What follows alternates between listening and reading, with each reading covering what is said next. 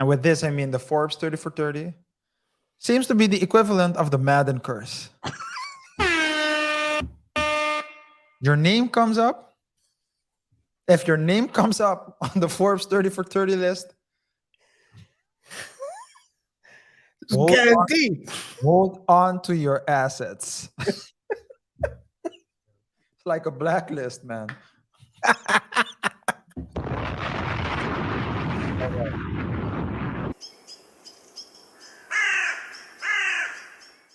Guys, we're gonna continue now with chapter. Chapter 2.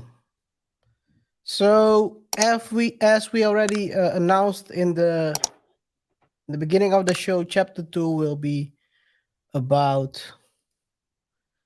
a former 30 for 30 feature.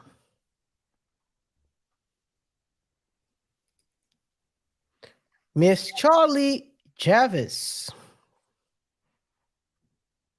In 2019, she was nominated and featured as number 24 on the 30 for 30 list. She was the founder of Frank. Frank was supposed to be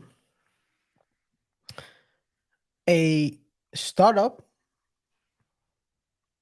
where students can see which scholarships and loan they're eligible for. And also, they could do other things like guiding the startup would help them guide them through the application process, and that would happen within minutes because it would accelerate the process. As you can also see on the website, it says when she was part of the 30 for 30, Javis has done her homework. Frank doesn't focus on the Ivy League borrower, as many loan refinance startups do. Indeed, many users are lower income, and some have spent time in prison. A lot of buzzwords so far. Javid supports online education, which is largely used by minority and lower income students, and she has and she says unfairly demonized. And because women hold a disproportionate amount of student loan debt in this country, Frank is not masculine around money. Whatever that means. Well, if what she did with the money was feminine,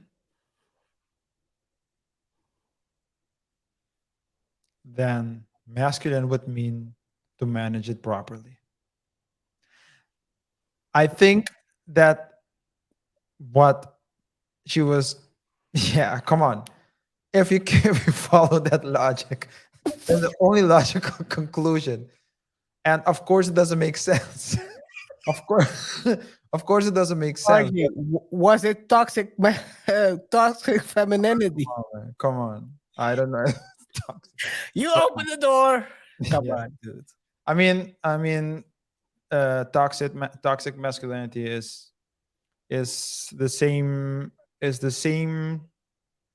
nonsense is a nonsense concept, just as toxic femininity. But it's just she managed, and of course what I said a while so it was a joke. Yeah, But of course. come on, you can, it's obvious, pampering to feminists and trying to get people's money. No. Hey, Well, if female hold the large majority of the debt, you gotta cater to them, right? yeah. Man, Well, I guess it didn't work because she couldn't get enough customers.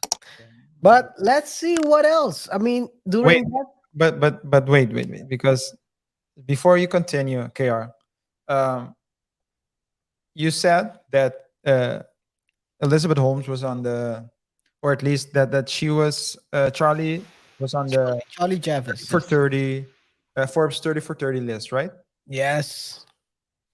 You know who was also on the 30 for 30 list of Forbes? Yeah, we talked about it a couple of shows ago. Yeah.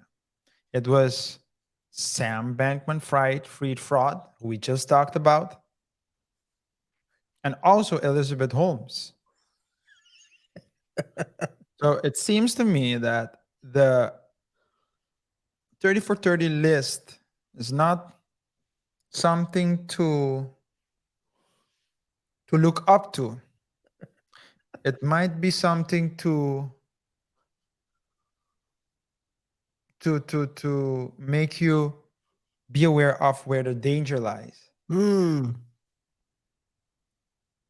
I mean, is it by accident that all these three, so these three people who were on the Forbes list have found themselves in financial trouble?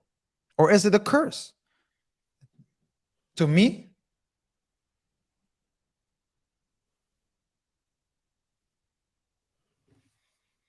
poor kids. This, to me, and with this I mean the Forbes 30 for 30, seems to be the equivalent of the Madden curse. Your name comes up. If your name comes up on the Forbes 30 for 30 list, It's hold on, guaranteed. hold on to your assets. It's like a blacklist, man.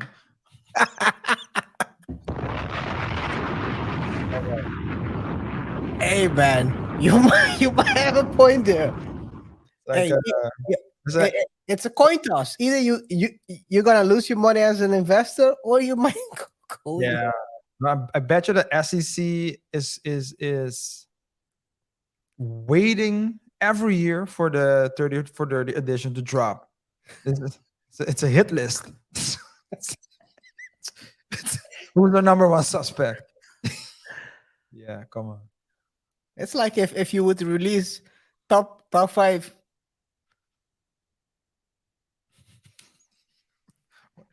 gangster rappers every year. Yeah. Who, who's gonna survive? What's the rap called? The where they really rap about their life? You mean drill? Drill, yeah. So the top 5 drill rappers of 2023.